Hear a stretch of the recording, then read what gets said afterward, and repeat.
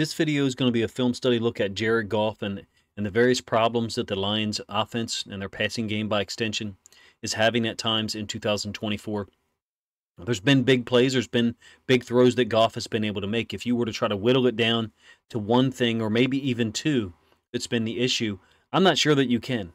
After saving about 54, 55 throws and categorizing them into three distinct locations, there's oftentimes one or two small little issues on a particular play that pop up that do not pop up on the ensuing play. There just seems to be almost this small leakage of various things with the Lions passing game, particularly as it relates to Jared Goff. It doesn't look like to me to be bad footwork. It doesn't look like bad progression or bad procedure at all. Sometimes he's a little late on the throw, or there's not enough on the ball. I'll show you a couple of examples here in a moment, and don't take that to mean he doesn't have the arm strength to make various throws. You saw him have tremendous success the last 2 years throwing the football all over the width and the horizontal, the width and the verticality of the field. I know that he's had less success with deep balls generally. Then there's some times where he's quick by comparison, which is what we're used to. We're accustomed to that with Jared Goff, him making decisions quickly, getting the ball out. And in some cases, that's worked in the defense's favor because they're reading Goff and they break and they're able to make tackles quickly so there's no yards after the catch, or get there on time and deflect the ball away. Or in the case of Amon-Ra St. Brown this past week against the Bucs, have a near fumble. Off-target throws, haven't really seen too many of them, to be honest with you. So I can't really say that I noticed that with any consistency. I'm sure at this point, my video is late, coming out this late on a Wednesday evening, Thursday morning. I'm sure that there's other analysts who have covered it probably better than I can, number one, or number two, have talked about the accuracy. I don't think that there's issues are widespread, to be honest with you. A couple of throws, sure. I have noticed him being somewhat, I don't know if I really want to use this word, rattled in the pocket, but definitely moved a little bit such that his internal clock is ticking on the pass concept, and he knows I've got to find somebody who's open because that guy, number one, and that guy, the second read, are not. And I don't think that the offensive line at times in pass pro has been that dominant. I'm sure that there are people who will come on here and quote statistics or average time to throw. There are plays where he's had to shift a little bit in the pocket or get through the progression a little quicker because the pass rush is getting to him. So, again, I think there's small leakage at times in the pass game. And look, there's also situations where the DBs, the safeties, or corners are reacting fast, and they're taking away what's there, meaning someone looks open and they react to it, and they arrive in time to get the pass defensed. So here's what we're going to separate the plays into. First is going to be third downs. So we'll focus on third down plays. I think I've got 8 of those queued up. Second will be problem areas, or problem results, either interception, pressure, he's late on the throw. There's a lot of completed passes underneath against zone. I don't know what the percent is of teams playing zone so far this year against the Lions, but it seems like a lot.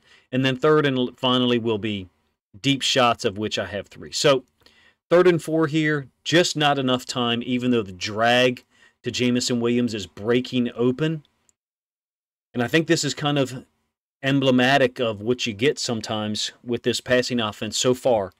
I think that we all in our brains thought that we're going to come out here and they're going to start just shredding people off the jump. And there has been more difficulty than maybe we anticipated. Jameson Williams is running the drag across the field. If Jared Goff had slightly more time, then this defender, 37, is beat badly. And Jameson Williams is going to clear that inside linebacker up to the top side, and you're going to have a big play. It certainly looks like Goff is looking to this side now, but the pressure is there. I think it's Byron Young, first possession of the game, first third down of the season, ends up in a sack. Another third down. This is a 3rd and goal from the 7. He ends up throwing this one to Laporta, trying to get it over the top of the safety. I think this is a low percentage throw. I'm not saying that he should throw it to somewhere else because to me there's really no one else open. From a space standpoint, your opportunities with the most space are up here, but we don't know what Goff was told in his helmet pre-snap, or in the huddle, I should say pre-huddle, and we don't know how he was told to progress it. So it looks like to me another example of Goff and Ben Johnson actually trying to attack into the boundary first, because as soon as the ball was snapped, he's looking over here. And against the Bucks, that got kind of stale. There was that possession, I think the next to last possession of the game in the fourth quarter, where that got kind of stale. Maybe there needs to be some times where we're looking in other locations sooner in the progression. You can see the safety is just reading Goff's eyes. I think there are other opportunities for him to look here initially, hold or move that safety a little bit, come back to another side of the field. Sure, but am I saying that's what he should do on this play? No, I'm just using this as a platform to state that there are people that are reading his eyes. There is a significant amount of zone being played, in my opinion, and players moving or shifting their zone coverage as Goff looks to his initial read. Still week one, third quarter, another third down. This one's going to be an incomplete pass over the middle to Jameson Williams. You have to give credit to the defense in some of these situations, first of all. Second of all, the Rams are passing off Jameson Williams on the drag. Additional to that, you have Khalif Raymond running into the middle of the field. Oftentimes that route will just sit down. In this case, he's running it across. He didn't really pull that defender with him. So with the mesh concept, you want an underneath drag and another one. And what you want to do is you want to pull the defenders in this direction with the drag or underneath routes that you're running, such that it opens it up for the other guy. Maybe I didn't explain that well, but from the top side of the field, it is an empty set, so there's a chip on each side of the field. From the top side of the field, Khalif Raymond is not getting into this route quick enough such that it moves this guy at all. And so the trickle-down effect there is once Jameson Williams gets across, that guy has leverage. That inside linebacker on the left hash for the defense, right hash for the offense, has leverage to go on ahead and make a tackle, or in this case, actually get a pass defense against Jameson Williams. I think that fits into what I was describing earlier, just significant leakage from various parts of the vehicle or various parts of the boat that pop up at different times. You patch up this hole and another one opens up. That's what this reminds me of. Maybe it's a bad analogy. So moving on to the Bucks game a little bit, another third down. I think this is a low percentage throw. I am one who, I'll be honest with you, I continue to be proven wrong. When the Ravens went to Tampa Bay in 2022, I did not think much of their right side corner, number 35, but every game that I watch him play in, he's sticky, he's around. He reminds me of some of the bigger, stronger corners that the Chiefs use at times, not L'Jarius Sneed or Trent McDuffie. I'm talking about guys whose names we really don't know. Now, along with what we're talking about here is we've got a wheel by St. Brown, a potential rub route by Jameson Williams that doesn't work. We don't actually get a rub or a shield. And then underneath, this is 3rd and 2. And so for me, I'm not seeing St. Brown absolutely wide open here as Goff is releasing the football. The opportunity is there to get the ball to Sam Laporta, whether that's what whether this is where Ben Johnson wanted the football to go or not. I'm not sure. It's 4th possession, 3rd and 2. They did actually convert on the very next play, a run concept, David Montgomery to the top side of the field. Same play, end zone angle, so you can see what I'm talking about in terms of Laporta being open. Goff's eyes were over here, and he saw something that triggered him to throw the football. I'm just describing that there are other opportunities to come back to here later in the progression, or if you were to work off of that route to St. Brown, happens to be about a foot higher than maybe where St. Brown would be able to catch it. Again, another unfortunate situation where you're either close to converting or completing the pass.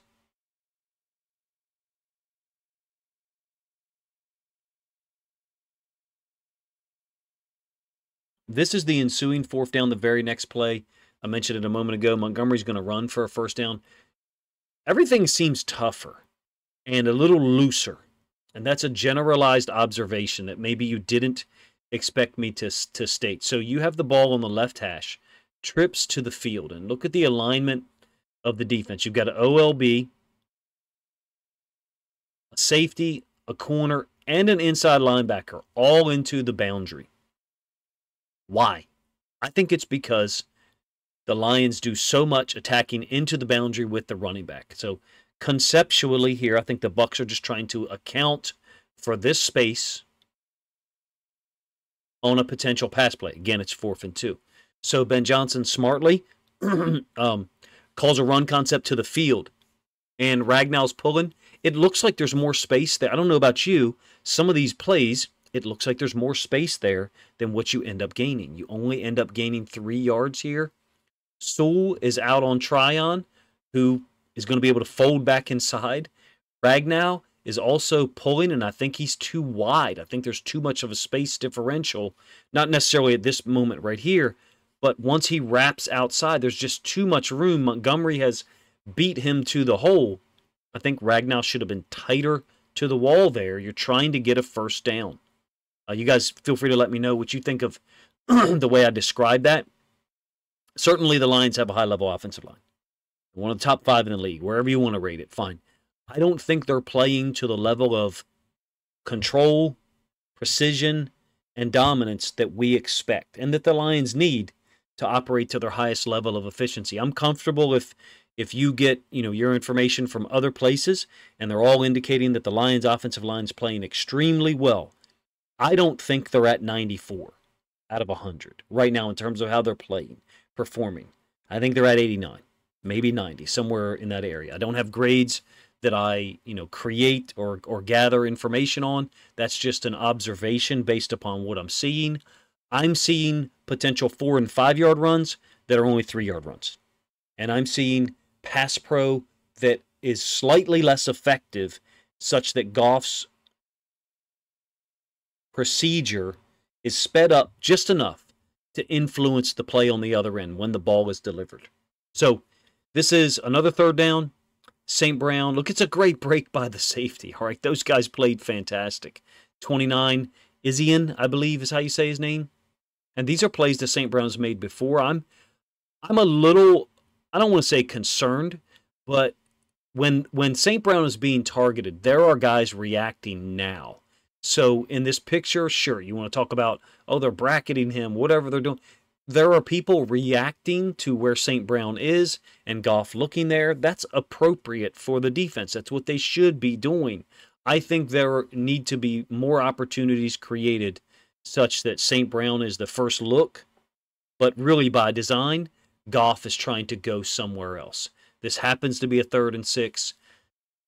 Kind of close to a fumble. I don't actually think it's a fumble, but you have the football. You start to make a quote football move, and then the defender knocks it out. The safeties for the Bucs played really well. And I think the inside linebackers played exceptionally well for the Rams. So you're facing 2nd and 3rd level defenders who are playing well and being physical. So credit to them.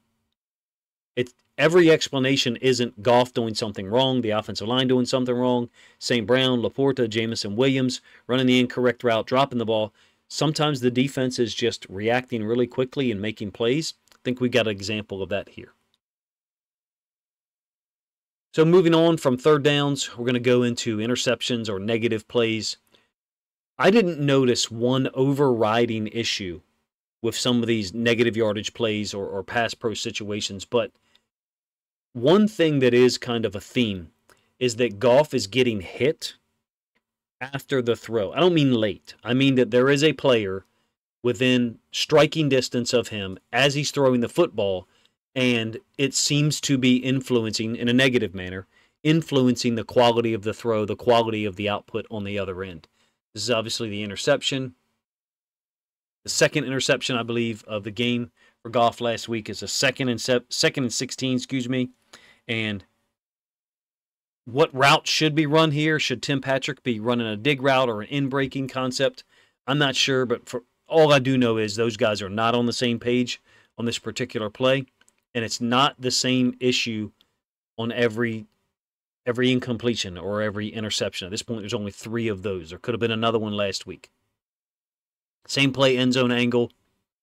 This is what I'm talking about when people want to grade offensive linemen and give them a hard-coded grade, and that's who they are in this moment.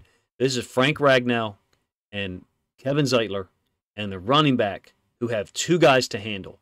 They should be able to handle this, and instead, 95 ends up clean between Ragnall and Zeitler. I see some reduced levels of efficiency along that offensive line from a generalized standpoint, and I think this is an example that we can use to kind of illustrate that. Both of those guys are in position to stay locked up on him, miscommunication, whatever you want to call it. The fact is, Zeitler and Ragnow both have their hands on 95, and 95 is one of the two guys who ends up hitting Goff just after the throw. So perhaps to some degree, I'm saying there are times where it's somewhat out of Goff's control. A little bit late on this one, I think, in terms of the ball's arrival. Is it late Goff actually trying to throw? Is St. Brown a little bit deeper? I don't know. I don't think so. It's an over concept from the other side. There's a lot of space in here. It's a great break by Whitehead, who played very well. So give him credit for arriving just before the ball got there. I'm going to let it go to the end zone angle, come back to the all-22. I feel like there is significant space and opportunity to get this football here. Goff is clearly looking in the middle of the field. This should be a completion, in my opinion. This will probably be the most negative thing that I have to say about this. Will probably be the most negative play that I break down, because I feel like this should be an incompletion 85-90% of the time. With that amount of space and you letting go of the football, yes, Whitehead is already driving on it. And you can't say, hey, okay, we're getting Whitehead driving on that route. Well, let's hold the football and let's go up top and give Jamison Williams a chance on the post. You can't say that. You don't have time. And that is one of my issues. That is an issue that I think is a larger deal than other people perceive right now. And I'm comfortable being wrong with that assessment, particularly with the reputation. I feel like this ball floated a little bit on Goff. Almost, I don't want to say threw it on his back foot, but almost didn't get as much into it as he needed to get the ball there before Whitehead could arrive. Corner blitz, almost an interception. There is a level of unpredictability that the Rams and Bucks have been able to assess. Additional to that, as Goff throws the football, he's KO'd or knocked down by number 98, who's down here at right defensive end. They're bringing the corner off the edge.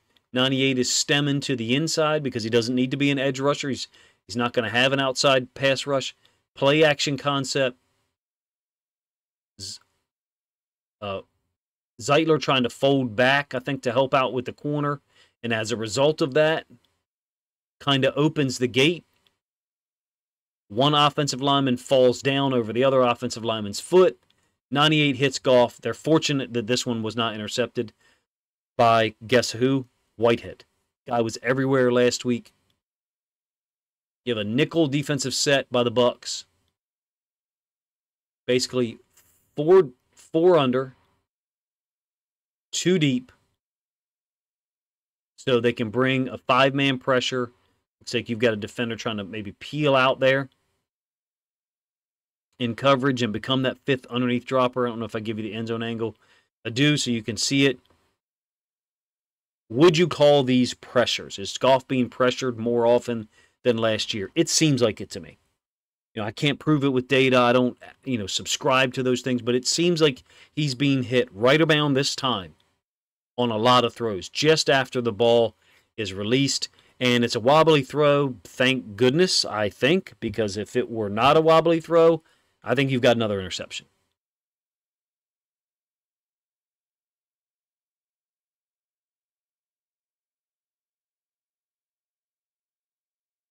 This one's going to be complete to St. Brown for 9 yards. I think you have an example of a split field coverage here. And I do think that St. Brown might have to be used to the boundary more often. I spent a significant amount of time talking about Cooper Kupp in week 1 being used to the boundary as the slot receiver in 11 personnel. I'm very interested to see what the Lions do this week offensively. I almost wonder if they're going to do one of two things, either go to 11 personnel almost exclusively or stay away from it and be in 12 45, 50, 55% of the time. This is down into the boundary. Excuse me. St. Brown is the number 1 receiver. Laporta is the number 2, which means he's the inside receiver closest to the left tackle. You have the safety spun down into the boundary. He's getting off with the vertical by 2. Meanwhile, the safety to the field is pushing out to the flats. So you have a different coverage reaction to the field that, as opposed to what you have to the boundary. I'll illustrate it one more time. It's a completion, a quick completion to St. Brown for 9 yards, so it's quite productive. So you have a corner, and then we'll call this the nickel defender, and this Whitehead the strong safety. These two reactions here are built differently, meaning they're in a split field coverage. You have one call to the top side of the field and a separate call to the other. They're both outside leverage on 2. So Whitehead is outside leverage on Laporta, and 23 is outside leverage up to the top side of the field. You get a vertical stem by both guys, both number 2s, and the reaction is different. And that's what I mean when I say split field coverage. 3 matches that vertical, 23 does not. 23 pushes the flats.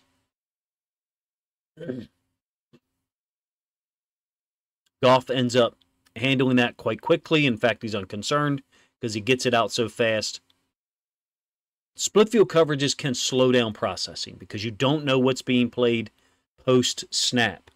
I'm not talking about zone versus man. I'm talking about the half side of the field.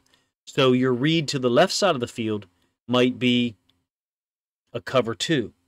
Your read to the right side of the field might be a pattern match system, whereby it depends on the routes that are being run. And the teams who can smoothly run those match/split field coverages to either side of the field, I think, are the best pass defense teams across the NFL. This is one of Ben Johnson's favorite route concepts.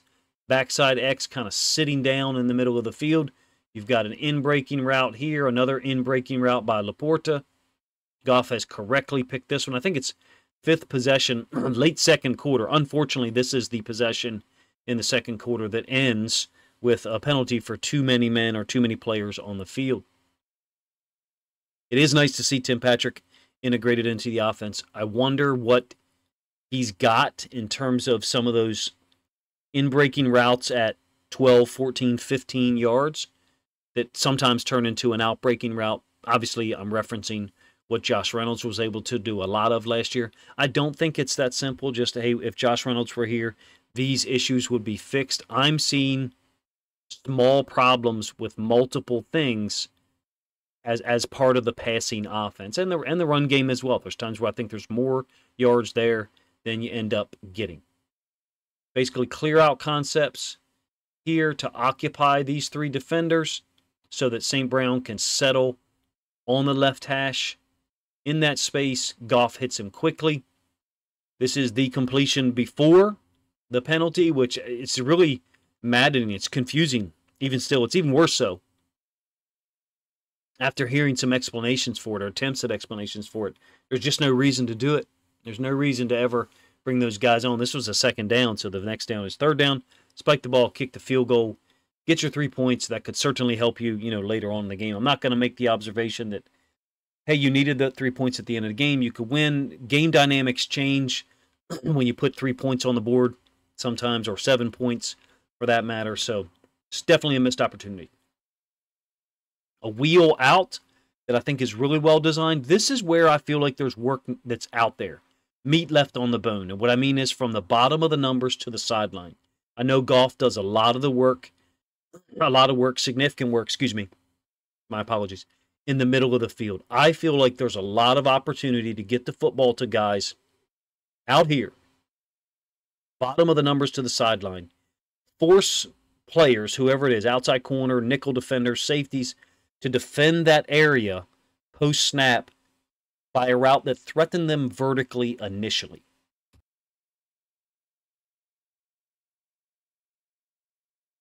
And that's where I'm going to talk about the difference in the passing attack on the outside versus the inside. This is perhaps a gross oversimplification, but a lot of the routes that Goff is targeting in here are either underneath routes against zone through 2 games, small sample size, but we were evaluating that sample size, either underneath routes against zone, or or crossers against man. Nothing has been threatened vertically to push someone off. These routes, outside the bottom of the numbers, towards the sideline, 12 to 15 yards deep, that could either break to the inside or break to the outside. In my opinion, you have an opportunity to get the ball out here more often than the Lions offense is currently trying to do so. There's other. I just showed you one a little bit ago against the Bucs that I said could have been an interception. It was the wobbly pass when Goff got hit by number 98. Whitehead theoretically could have intercepted it if it was a better throw. Attempting to find St. Brown down the field. As an aside, this is another. I don't know that you can do this necessarily. Go low here. To be honest with you, another example of pressure or someone being in Goff's face when he's throwing the football happens to be a completion to Khalif Freeman for 18 yards. I like this route concept. The Ravens run this a lot. Multiple teams run this. You really can only do this with Jameson Williams. Run him down in motion and then release to the inside of St. Brown and then have him run the corner route because he's so fast he can get away with that. St. Brown is running an outside release and then bringing his route back to the inside. And Laporta is from a number 3 position running out into the flats. I saw Goff take the flat route multiple times last year. Now, what could be happening here is teams are overplaying this side. Well, why? You've got St. Brown, you've got Laporta, and Jameson Williams all to the same side. So when I say overplaying, what I mean is, were you to throw this route, you've got a nickel defender who's expanding. Not there. The route by St. Brown that comes back in here, inside linebacker should be sitting on the hash to play that after allowing Jameson Williams to pass through. He's kind of over-hedging. 54, the inside linebacker's kind of over-hedging it. Ivy, 35, kind of went with the in-breaking route by St. Brown as well. So I think you've got the right decision here. Ball is just slight. Maybe that ball is a yard too high, but you got 2 defenders converging. I think you have to give the Bucs on some level credit for the way they were able to defend the routes, and the routes flow from the formations, meaning the alignment. Teams are defending. I think teams so far, you have to give the Rams and the Bucs the benefit of the doubt statistically, but when you watch the film, it's not benefit of the doubt. You have to just give them credit for being in good position for the most part. You got an incomplete pass week 1 against the Rams, and I think there's times where Goff is trying to push the ball down the field to Jameson Williams. You want that. You want to take these shots. So I have no complaint there. There are opportunities later in the progression. If you don't take that shot to get the ball underneath, this is a 1st and 10. I believe it's second quarter, about 6 minutes left. I could be wrong there. So point being, there's small aspects of the Lions passing game on various snaps, various plays that I showed you, in fact, that are becoming a problem on that particular instance or that particular failure. This one happens to be the 52-yard touchdown to Jameson Williams. You'd like to see more of that. I'd like to see more of this. The Lions certainly would. Is it coming? Is it going to happen? I don't know. I will tell you this. Last year, the Ravens go to Arizona, and I did not think Arizona's defense looked good or looked exceptional at all. And the Ravens went into Arizona and had difficulty with them. Still got a 2-touchdown lead with, I think, 8 minutes left before the Cardinals went into pass crazy mode and just started throwing the ball all over the field. It'll be an interesting matchup. I like Zaven Collins, the outside linebacker that they have. Who doesn't like Budda Baker, to be real? It'll be fun to watch the Cardinals offense, a different style of offense. They obviously throw the football a whole lot, rightfully so, with the receivers they have. How worried are you about the Lions pass game, specifically Jared Goff? When you see multiple small things that are reducing the efficiency, reducing the output, like I've said a couple of times, that can sometimes be more concerning than one major factor, one major flaw. Goff can't throw the football outside the bottom of the numbers to his right. One problem that you got to try to focus on in practice. Maybe that's maybe that will be a larger red flag for you than it is for me. I think having small issues to fix across multiple things, your pass pro, the timing with your receivers, whether they're reading and whether they're reading the defense or they're running a hard-coded route, Goff getting the ball there on time. A couple of throws I feel like are a little bit more wobbly down the field. Last year there seemed to be, yes, Goff has thrown some wobblers before, but on the throws that were in that 15, 18-yard range to Josh Reynolds or Sam Laporta or St. Brown or whoever in 2023, they were zipped in there. And at least two of them I showed you here in this video, I thought the ball should have been there slightly earlier. Goff is known for making quick decisions, processing things quickly. So how do we reconcile that the ball arrives a little bit late? Sometimes you have to give credit to the defense. Sometimes you have to wonder if Goff is underestimating the defense getting there. I'm not entirely sure. I hope that what you did was you watched multiple people's breakdown of Jared Goff. I'm not sure that I have an answer for you. Unfortunately, I think I have 3 or 4 that I just listed earlier. The offense seems a little bit off-center. And that comes down to Ben Johnson. That comes down to Ben Johnson and the staff and Dan Campbell. Do I think they'll fix it? Absolutely. Right now, however, we're left with questions that I tried to give you some answers for, or some small pieces of answers. Let me know in the comment section, what you thought, what you grabbed from this, if anything, in terms of the way I broke down the plays to show the breakdown, the failure in certain pass concepts. And if you think it lines up with what you saw live and what you've seen from watching film throughout the week. Appreciate you guys' time, man. If you enjoyed the video, please let me know in the comment section. If you think other Lions fans would appreciate or enjoy this film study video, this attempt by me, albeit a late one. I wanted to get this out about 24 hours ago. If you think that other Lions fans would enjoy it, then please consider grabbing a link to this video, sharing it out on social media to help this content get more reach. As an aside, I will have at least one preview, perhaps 2, of the Lions' Week 3 game.